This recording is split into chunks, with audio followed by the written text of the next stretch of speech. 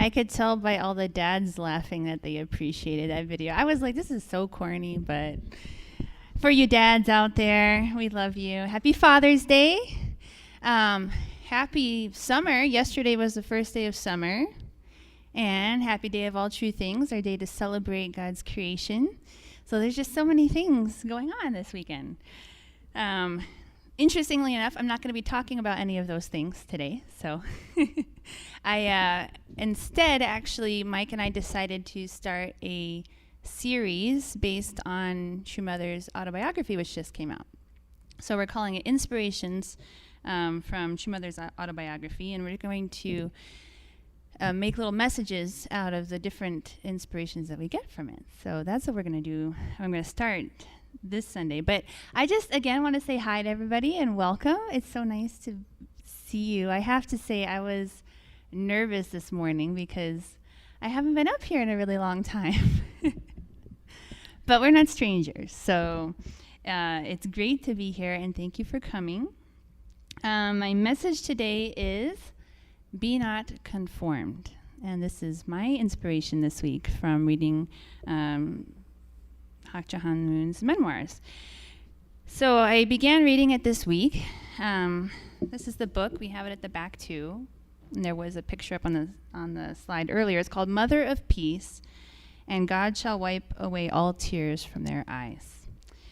And so some of you may have read her husband's autobiography. This came out about 8 years ago, maybe.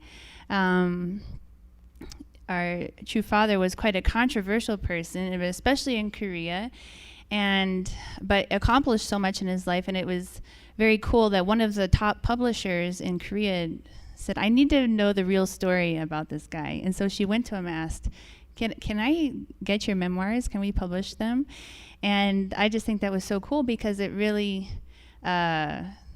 showed a new perspective to our true father, I think. And what's really cool is that we now get a window into the life of his wife, Hak Ja Han Moon. And it's a very similar kind of book. And so far, I've just read the first couple chapters. So if you haven't read it yet, I don't want to give away too much. You can read it yourself, but I'm going to share a few excerpts from it. And so far, I've just read about her family history, the kind of family that she was born into, and her early childhood experiences, and also up to the point of her marriage to Reverend Moon. And that's as far as I've gotten so far. But one of the first things that I noticed as I started to read this book was that it was constantly being mentioned that her mother and her grandmother kept telling her, you are the daughter of God. And I have the little quotes that they would tell her. You are God's daughter. You're a precious daughter of God. And your father is God. And it was like the mantra of her early childhood that she grew up with. And it really made me think that the words that we hear as a child and our whole life actually are so important. As I was reading it, I was reminded of the times that my mom told me similar things.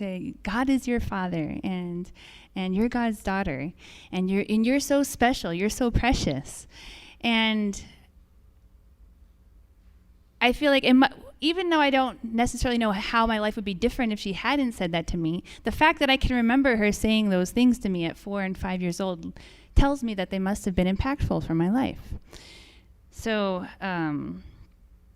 and it also reminds me of this quote that I've seen a few times on social media, but I really love it. The way we talk to our children becomes their inner voice. So the words that we use and the tone that we use, children are like an open book. They're like empty pages, you know?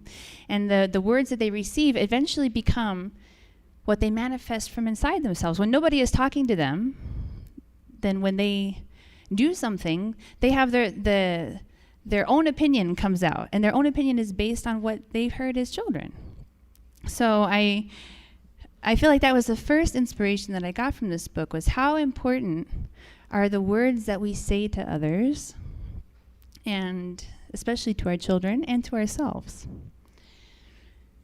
I take it as personally a reminder to not forget to tell my children how precious they are to me, and also how precious they are to this world and to God. And kind of, I have another quote. This is a little bit longer quote from the book, but to me it fits right in with knowing our true value. And this is one of the kind of major, this paragraph just stood out to me as I was reading the book. And True Mother said, "Every one of us needs to feel deeply grateful for being born. There is not one person whose birth is meaningless. Moreover, no person's life is his or hers alone. Heaven, earth, and all things in the universe interconnect through lines of latitude and longitude. Peace means that all the energies in the entire world and in the entire universe are in harmony. Therefore, no one should belittle his or her life. We should deeply realize that everyone is a precious being born through the sacred workings of the universe." If that doesn't just make your heart swell a little bit, then I don't know what will. But I just love that there's not one person whose birth is meaningless, and that we shouldn't belittle our life. Unfortunately, sometimes we're our own worst critics. But we're each a precious being born through the sacred workings of the universe. So this is so beautiful. Yet actually, the reality is that even True Mother herself was born in the midst of incredible difficulties and like world chaos.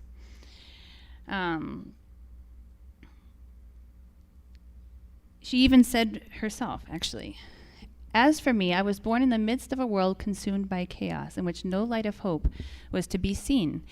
So as growing up in this faith, I've often heard about stories about the early life of our true parents and True Mother. And I've heard about how, as a child, when she was 5 years old, they escaped from North Korea and, just kind of made it across the 38th parallel to South Korea with their life. They were actually in danger of being fired upon by the South Korean soldiers as they were coming, because South Korean soldiers were trying to protect from the north. So sometimes they would accidentally shoot refugees coming because they thought they were North Korean soldiers. So I'd heard stories like that, but as I read True Mother's reflections in her book, I realized that actually there was so much of this. Her whole childhood was actually surrounded by war and the destruction of war and the aftermath of war. At one point it describes how as the North Korean troops were advancing, they had already escaped North Korea and were living in Seoul. But the North Korean troops were advancing. And so to prevent the North Koreans from coming further south, they were going to bomb the only major bridge across this river. But people were still escaping. And they just made it across the bridge in their uncle's truck, and then they bombed the bridge. She turned around, but there were still, the bridge was packed with hundreds of people still trying to get across. And as a 7-year-old, that's what she saw, And then her whole childhood after that was seeing people maimed, people suffering from starvation, disease, orphans wandering the streets without their parents. I think it would be enough to traumatize most children, that kind of a childhood experience. But this actually inspired her to go to nursing school after graduation because she wanted to take care of people and heal people from their difficulties.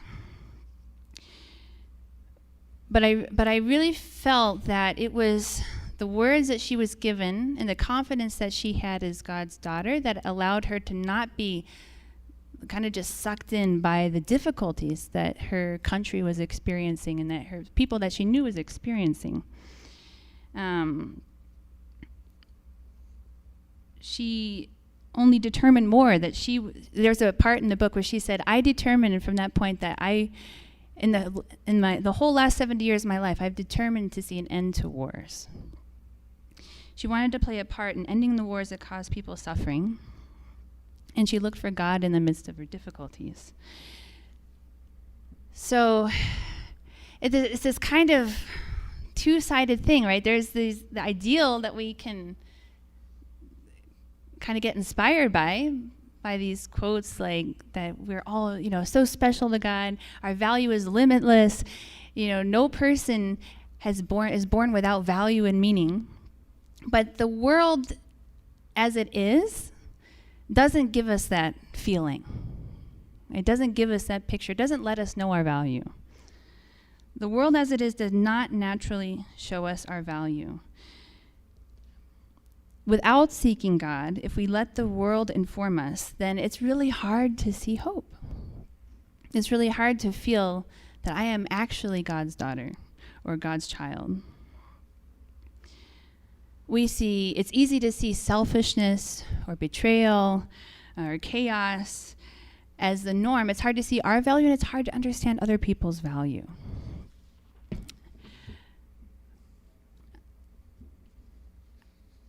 If I read that quote earlier and you maybe didn't relate to it so much, it might be because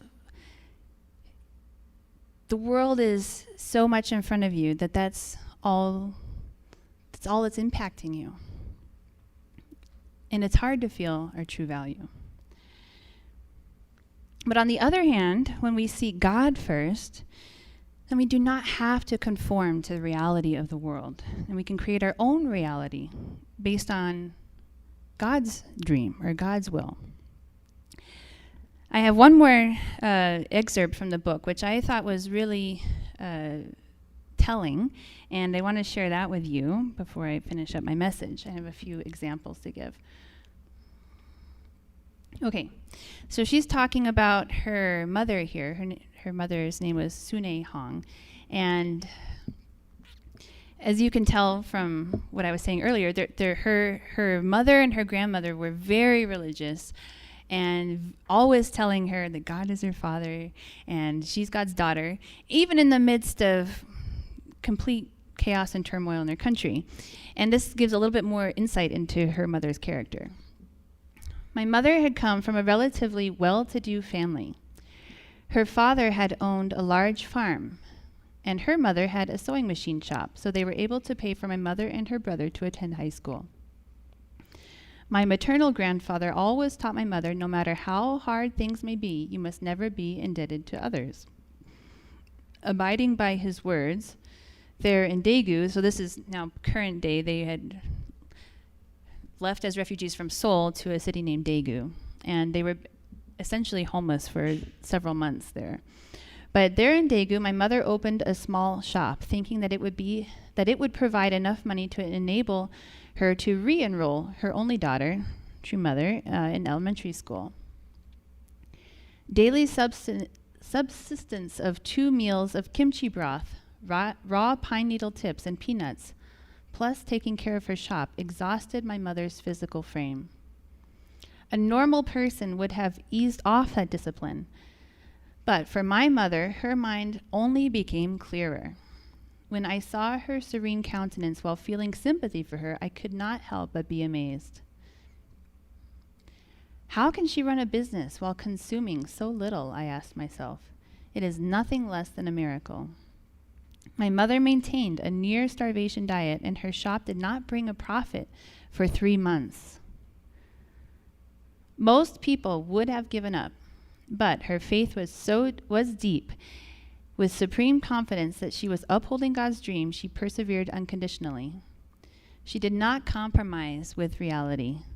With the Holy Spirit, she created her own reality. I'm going to read the last couple sentences again. She did not compromise with reality. With the Holy Spirit, she created her own reality.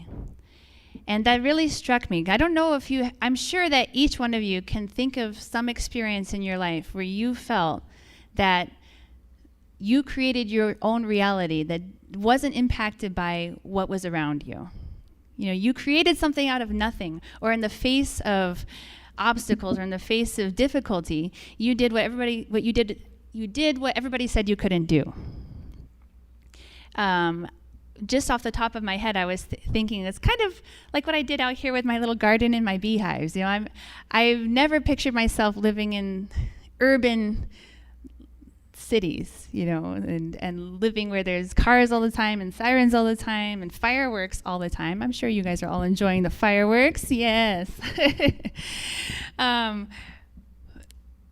And I think most people that's just urban living. But for me, I felt no matter what, I've got to create my own little piece of heaven. I got to create my own little countryside here. So I've been working last few years to create my garden, create my beehives. And that's, that's something small. But another example that I think of was actually when my sister and I did our huge kayak race across Missouri. And it's 340 miles. And I am not an athletic person. I don't ever did sports. I never did endurance training or anything. But we had this idea that this is what we wanted to do. And without knowing how to even kayak correctly, or without even having a boat, we just started from nothing. And we said, okay, if we want to do this race and we want to get to the end, what are we going to do to get there? And so we just started taking the steps to do it. And then we did it. We finished the race. But it was like nobody would ever have expected that of us. And there were times when we didn't know if we could do it. But it was just something that we created. It was a dream we had, and then we made it happen. And I'm sure that you can think of your own experiences in life where you overcame what seemed unovercomable. I don't know if that's the word. But we can do this in our life at any point, actually. And we should do them in the most important aspects of our life, not just in gardening or in sports, okay? But in our families or in our relationships with society. Actually, even just with our own selves personally, we might feel that we are up against too many odds. My parents were like this, my grandparents were like that, my financial situation is like this. I think many people feel trapped just by the circumstances that they were born into. I know myself personally, I think the most inspiring stories that I hear are of when I hear people overcome and rise above their circumstances. Because I have complete compassion and empathy for somebody in a difficult circumstance, right? I feel like I can't blame somebody for not being a good parent if they didn't have good parents. That's understandable. It's not good, but it's certainly understandable. I can have compassion for them. But when somebody who came from generations of abuse or neglect or difficulties decides it ends here, I'm going to be the best parent I can be, and I'm going to get the resources that I need, and I'm going to do it for my kids no matter what, I'm so inspired. I feel like these are the things that change the world. It might seem like one relationship or something small, but it's these small differences where we overcome what's right in front of us that I think makes all the difference, not only in our own lives, but also for God. So that was my main inspiration from my message, and I really felt it tied back to Romans 12:2. And be not conformed to this world, but be ye transformed by the renewing of your mind, that ye may prove what is that good and acceptable and perfect will of God.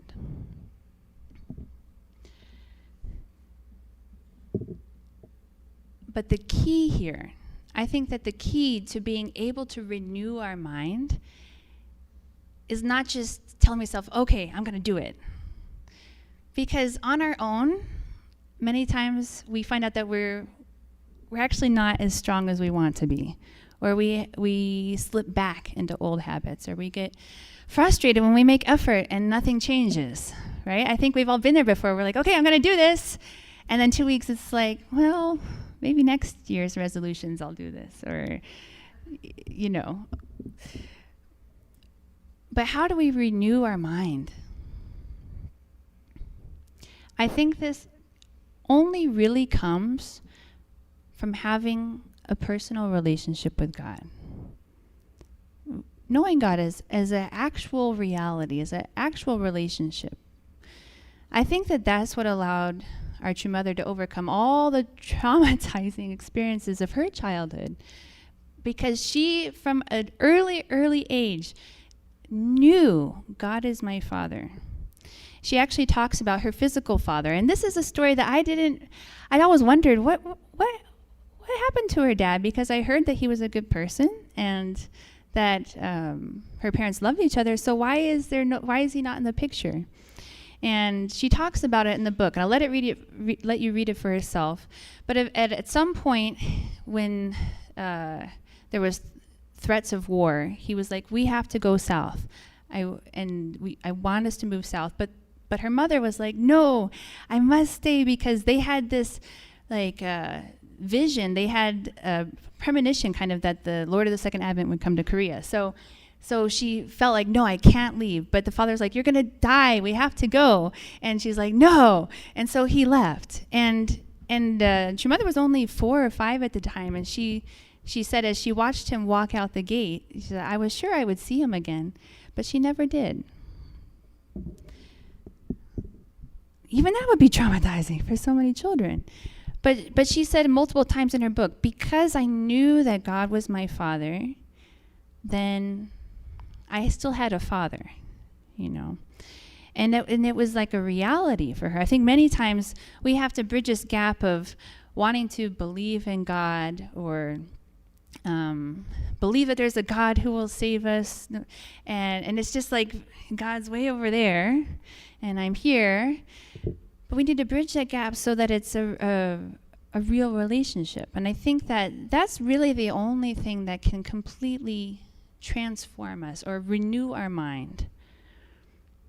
That's like the extra boost to help us rise above our circumstances. So that's what can give us the confidence, conviction, and power to overcome difficult circumstances and find victory in the face of everything that wouldn't give you victory, right? So, and be not conformed to this world, but be transformed by the renewing of your mind, that you may prove what is that good and acceptable and perfect will of God. So those are my inspirations from my first couple chapters of True Mother's autobiography, and we'll continue on for the next probably 5 weeks or so. And I hope that you also get a chance to read it. We should do, I was going to say, and then you guys can give messages on it, but we won't put you on the spot. All right, please join me in prayer. Heavenly Parent, good morning. Thank you so much for a beautiful and cool morning. Happy day of all true things. We love your creation. We're so grateful for the beautiful nature that we get to enjoy every day of our life. We don't have to do anything to earn it or deserve it. You're just unconditionally give us love through the creation. And so we thank you for that. We wish a happy Father's Day to you as well, our Heavenly Father and Heavenly Mother, and as well to all the fathers here. And we just thank you so much for your continuous investment into us, your patience with us. Many times we fall short, many times we forget, many times we get too caught up in what seems to be the reality around us, Heavenly Parent. But I really pray that instead we can keep our eyes on you, that we can look inside and remember our true value, and that we can live according to those two things, Heavenly Parent. I really believe that if we know our true value and we know who you are, then we don't have to be bogged down or distracted by what might be going around us, Heavenly Parent. So thank you so much for the vision you give us. We want to offer this week to you and begin it with you. And I offer this prayer in my name, Michael and Donia Hendrick, blessed your family. Amen and adieu. All right. Thank you so much, everybody. Love you.